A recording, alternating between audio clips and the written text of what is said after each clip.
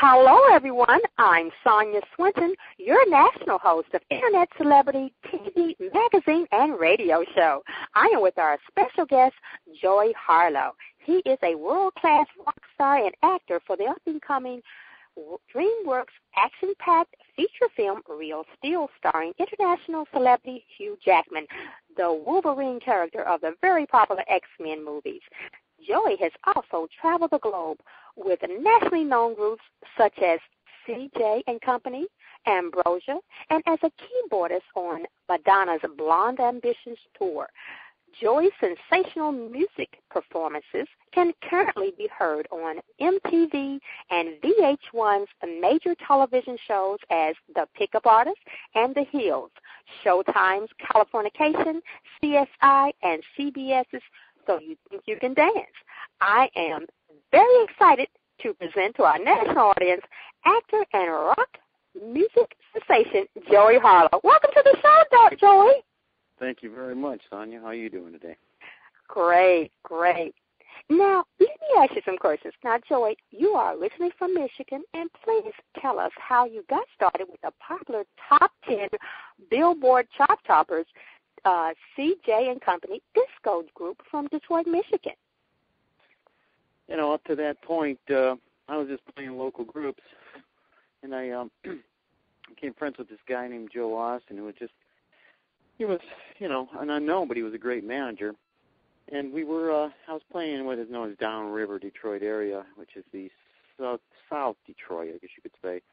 And we were in a city called Wyandotte, and he comes down the basement one day and he says, I got the leaders of CJ and Company going to come over here and listen to us so we can learn the album. They need a band. Well, we learned their whole album, and time went on, and we had it down, but nobody showed up. Wow. And weeks turned into months, and it seemed like they were never going to show. Mm-hmm. And then after that, a long amount of time went by, they did actually, to our surprise, come walking down the steps one day, and of course when they heard us and that we had this whole thing down, they instantly hired us.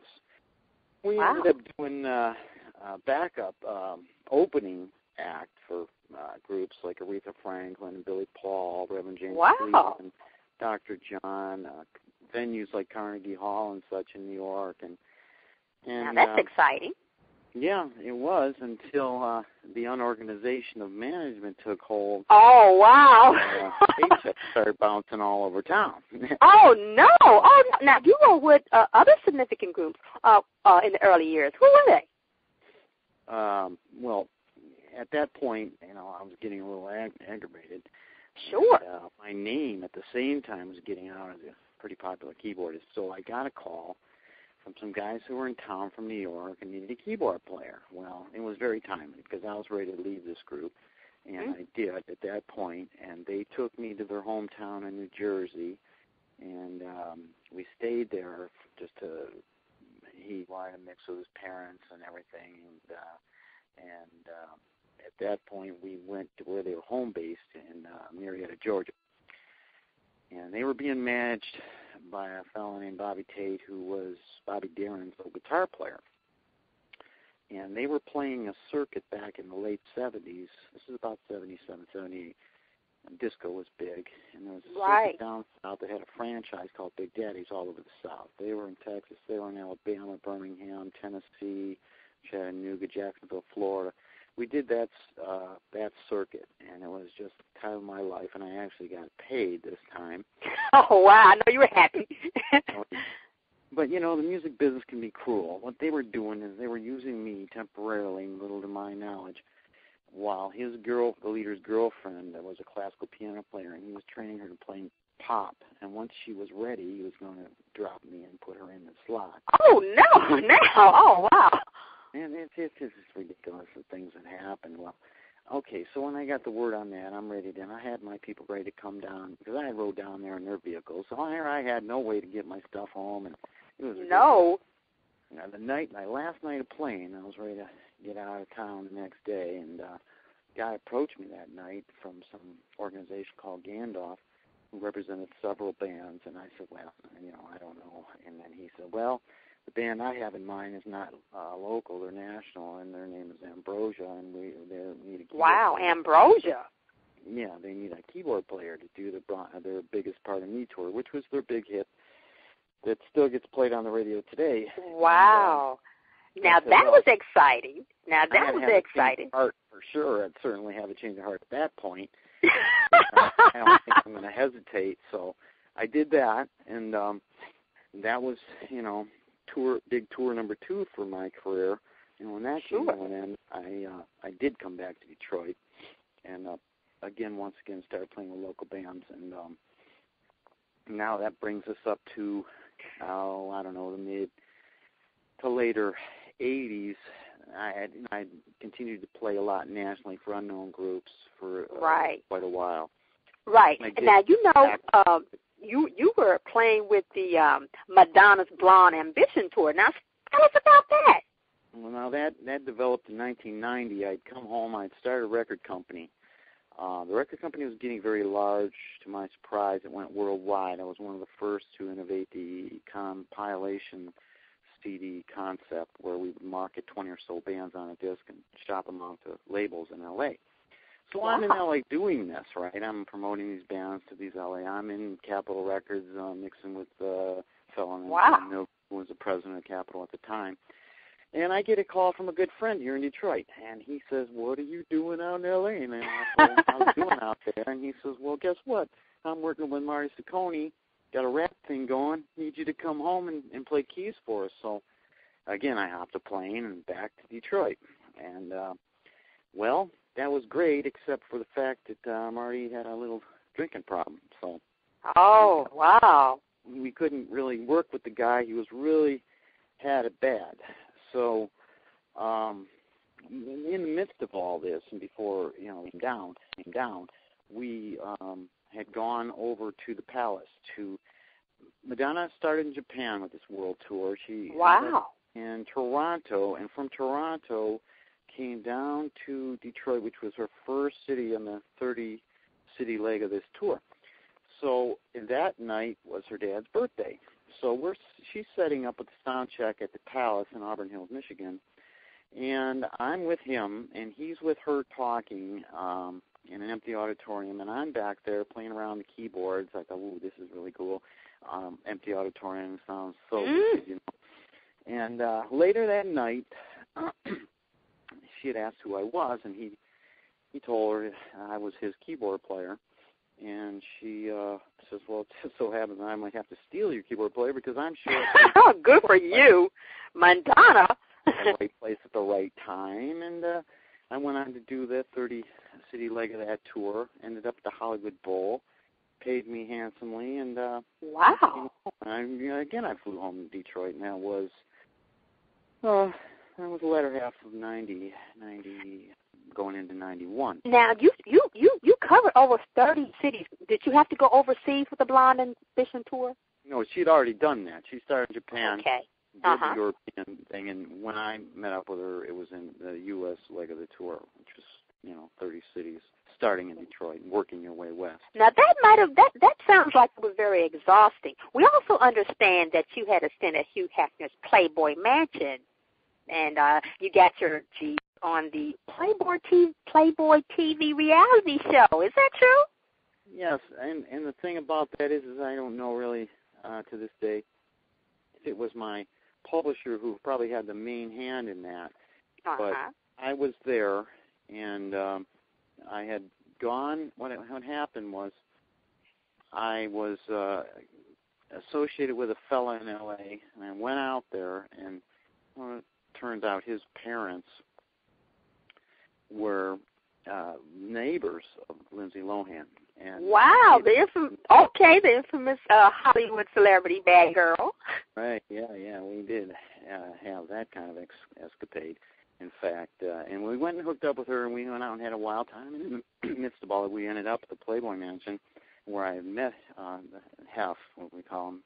And I was just curious, because when I asked my publisher, well, you to land this song on this reality show, to have anything meeting Hef, have anything to do with it, but he didn't have an answer for that. So earlier, and they probably never know the answer, but we had a blast, and I knew when he said we're going out with her that night, I said we're going out with her and the paparazzi, aren't we? Because everywhere we went.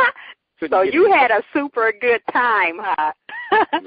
We always seem to have a good time when I'm out there, and it got to the point where I was out there so frequently that I ended up getting a place out there where I have like 10 girls that stay in this big, mansion out in West Hollywood, and whenever I'm there, then I have a place to go instead of getting a hotel. But I'm there frequently, and now my publisher has moved to Malibu from out of the inner city of L.A., where he lives next door to Mel Gibson. So wow. I go out, we party with Mel, and in fact, we were there at his house that day that big thing hit the news wire about his girlfriend when he blew up and everything, and so at that point I thought, well, I think we better leave. I don't think he's going to. Now, you just had a great time in Hollywood. Now, in retrospect, how is it that you were able to release so many albums in such a short amount of time, and how does it feel to be considered an overnight success? Well, it's funny how that unveiled. I was out there, as I had said, for many years. So during that time, I had no vehicle. I was always riding in the band's vehicle. So when we reached our destination and we were set up in a town for a week or two to play, I had nothing to do but sit in a hotel room all day. And it was either that or watch TV until you go on till 8 or 9 at night. And instead of wasting time like that, I thought maybe I'll just write. So I brought my portable keyboard in the room, and I wrote. And a lot of those bands were recording their own stuff as well. So we would barter our talents back and forth, and so really nobody had to pay for studio musicians. So through all that, I was able to record about 300 tracks. Wow! Over a 15-year period, which now, allows me, and all that was left to do, of course, back then everything was on analog tape, so all I had was left for me to do is transfer this to digital format, do the artwork, and then boom, an album comes out. So that's how my publisher was wondering, how are you putting out so many albums in such a short amount of time? So that's the answer to that question. I still have enough tracks left for about 24 more albums. Wow. Now what led to your current music position, and are there anything that you would do differently if you had the opportunity to do it again? Well, I would have to say that in my early days of playing locally, it seemed like all these bands, their favorite habit was quitting. And in doing so, all the time you put into it is wasted. And every time you start a new group with a new name, it's like starting from ground zero. Whereas I noticed the groups that got locally popular and any ones where it had a chance of going nationally popular, where I had to be first locally popular, they had stuck around for 10 years with the same name. They may not have had the same musicians, but the point was they had the same name. And right. If I had to do it over again, I would own the equipment, I'd own the band name, and I'd have just hired and fired people, so I could have gone through the years with the same name. And who knows, maybe that would have took me down a different road. Absolutely. Now, how did you find yourself as a composer for film and TV? Well, that came about by accident. I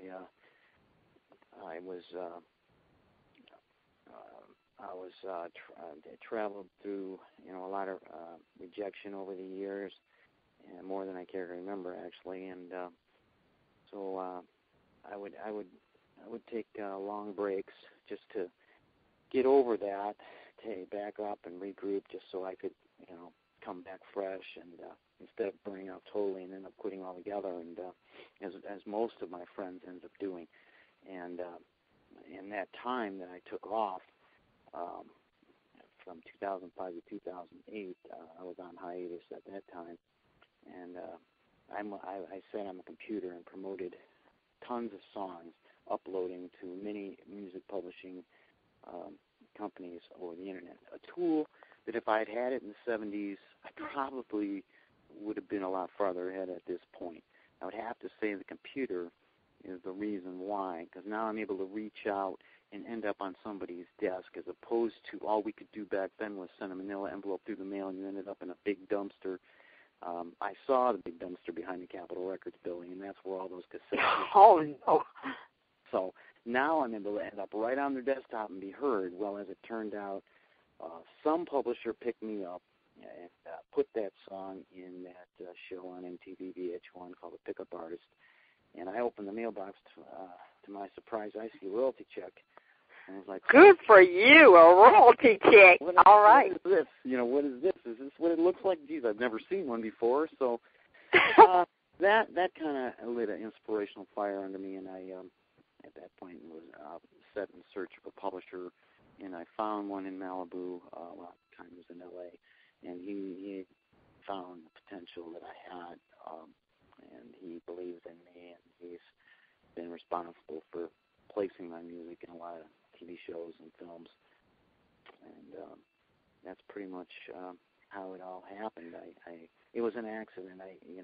I just really, the guy who placed that song in the Pickup Artist show, he should have never done it without my permission, but because of that, a good thing. You got that big royalty check. Right. That's exciting. As a matter of fact, we'll be right back after these important messages with Joy and his next famous move as an actor. Stay tuned. Welcome back, everyone. If you are just joining us, I'm Sonya Swinton, your national host of Internet Celebrity TV, magazine, and radio show. I am with our special guest, Joy Harlow, an actor and veteran rock star. He has performed with legendary Queen of Soul, Aretha Franklin, and last year, Joy landed the title track from his smash CD, Out of Control, on the Playboy TV's new reality series that has been broadcast to over 35 million viewers. Okay, Joy. Now, what do you say is, where were the times when you felt like throwing in the towel? As I mentioned earlier, indeed there were plenty of times like that, and the breaks away from the rat race for a while really helped me and put it all into perspective, so I could, return fresh with a new outlook and put all the rejection behind me. And when you let some time go by, it fades away in your head, so you can come back with a new attitude. So, And sometimes, Joy, it takes something like that to happen, and then, to put it in perspective like you said. Now, could you tell our audience the name of your upcoming DreamWorks feature film and that you will be acting in with the international famous celebrity Hugh Jackman, the Wolverine X-Men movies? Tell us about that film. Real Steel, DreamWorks film, a Spielberg production. Well, in 1990, I was made an offer from a woman who managed child actors. Fred Savage was a popular child actor at the time with a very popular TV show called The Wonder Years, and I was out there promoting the compilation CDs from my record company, as I mentioned before, when she was representing a band that I had incorporated onto my CDs, and so she had made me an offer. She goes, "Oh, I think you got the look, And I said, "Well, I'm not. I had the impression of it. I didn't know anything about acting." I said, "You got to be like 6 feet tall." No. Things have changed. Kurt Russell's only 5'6", and I thought, well, that's great. She believed in me and thought I had the look and everything, but I was in the middle of running this record company, and I just couldn't drop everything like that. And she wanted me to move out there permanently and go to acting school, where she would introduce me to casting directors. And I just said, "Oh, this is just too overwhelming to just make this switch and change paddles in midstream." So I passed on it. So all these years go by, and it's in the back of your mind. I always pursued music, thinking, well, if I never make it, at least I don't have to wonder. I pursued it all the way. And now I had another one. I had acting, and if I had pursued it, what would have had, what could have been. So I didn't take her offer, and that was back in the early 90s, and now here we are in this current times with Hollywood coming strongly to Michigan to make films with the tax incentive, and I found myself an opportunity to get in these. So now somehow I come across this on Facebook last February, about a year ago, January, February last year, that Casting Associates, a big casting company out of LA, was coming here. They had done a movie with Ian McGregor and Scarlett Johansson 5 years ago, in 2005. So I knew they were big, and when I heard they were coming here, I knew it had to be a big film. I didn't know I had a lot of details at the time. So as it turned out, I went to the casting call in May. I last year and got booked. I got a friend in as well. We went together on this deal. Because we'd never been in a movie before. We were kind of groping around, trying to learn the industry. I thought it would be a great way to just learn a lot, and maybe, who knows, you get lucky. Well, that's exactly what happened. I got lucky. And the first day we walked onto the set, the PA, which is a producer's assistant, walks up to me and says, "Okay, I want you to stand right here." And she, you stand in this spot they tell you to stand in. And she goes, "You are a featured extra." Thinking, what the hell is that? But I knew it was better than an extra. It sounded one notch up higher. Sounded important, huh? Yeah, it did. And I'm standing there, and I'm looking at Anthony Mackie, who was in The Hurt Locker, which was nominated. Right, Academy Award. Okay, and, nominated film. I'm looking at Jackman's stand-in, which. Oh, wow. Same height, same body build, hair, clothes, and I'm thinking, oh man, it's wild. And I know he's a stand-in because it's not. Right, you didn't know he was actually Hugh Jackman. Okay, you didn't know he was the real actor. Right, and keeping in mind that I've never done this before, I'm talking to a friend of mine, and when I turn back, Jackman's standing in that very spot, and my buddy's looking at me with these big eyes, and I'm going, yeah. And we got to get that scene. Yeah, that's a trip, and so I'm right next to him, in this scene called the Crash Palace scene at the beginning of the film. I think it's about 2 minutes at the beginning of the film. And what we are is we're crazed boxing fans, and he was talking to Anthony Mackie saying, we got to get this on, we got to get this fight going, and we're all of us that are standing around are going, yeah, let's do it, let's get it done, let's make this fight. So they all give us this play money, which really looked pretty authentic. And I'm handing it to Anthony to make these bets on these robots, Wow. So it was a pretty good thing for me, a big thrill of my career. I mean, I was just, it made me. Now, Joey, thank goodness for second opportunities. I guess you didn't pass that up because you're with all those, actors that were nominated for Academy Awards. Now, did you ever imagine yourself writing for film and TV in the early years? No, I was really consumed with trying to make a living as a keyboard player, and I knew absolutely nothing about placement writing or composing. I knew I could write. I always knew, though, to be a composer, you have to live in L.A. so that you work for the production company and you sit in front of the screen. What I am is a placement writer. The songs are already intact, and they get placed in the film as is. And but even so, I didn't know any of that back then. And this all just came about through, I don't know, call it destiny or fate or whatever, because, at that time, I was just really into performing. That's all I knew how to do, and that's what I did best, And,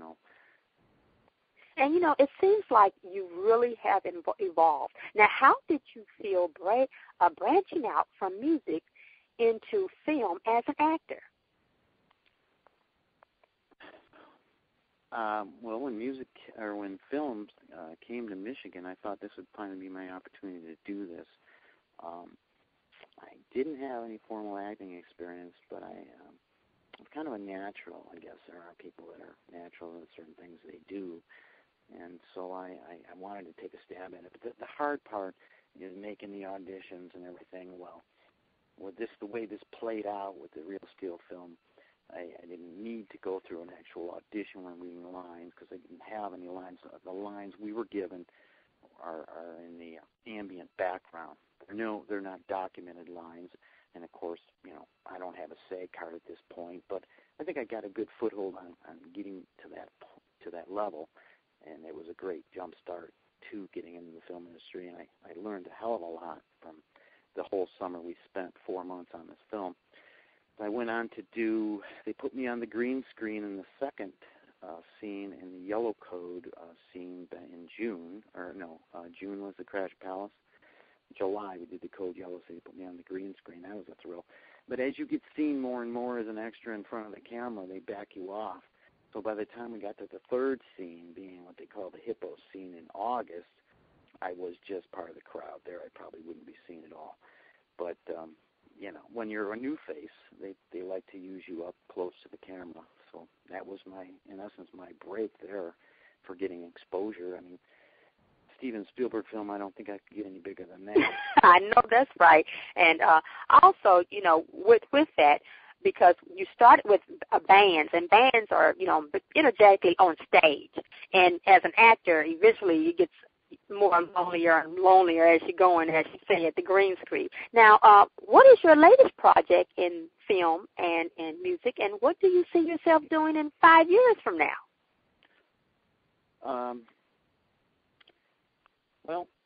My goal is to have a track placed in a major feature film that gets nominated for an Academy Award. I don't blame you. I don't blame you at all. Ultimately, an end title song, that's a song that runs through the end of the credit roll in its entirety, so you hear the song from beginning to end. I think that would launch me pretty good. Yeah, I like your strategy. I like your strategy. It is the ultimate goal of it. Currently, what I've had, back to reality, I have a song placed in a local film, and this woman is a great local Detroit director. She's gone to Wayne State Film School, and wow. She has had several films at the Short Film Festival that I was an extra in her film last year called Best Girlfriends. But now she's done a full-length feature film with Elizabeth Keener, who plays with Jessica Biel on a show called The L Word.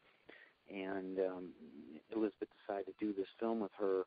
And this is a full-length feature film called Detroit Winter, and I have the entitled song in that film, and in fact, It's Out of Control is that song as well, the same song they used on the Playboy channel.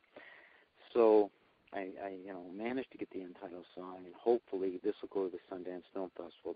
That is the plan, and that would be a huge boost for me. Wow, now that would be very exciting. Now, in closing, what would you recommend to a musician or an actor coming up the ranks, high aspirations of making it big in Hollywood and in the entertainment industry, Joy?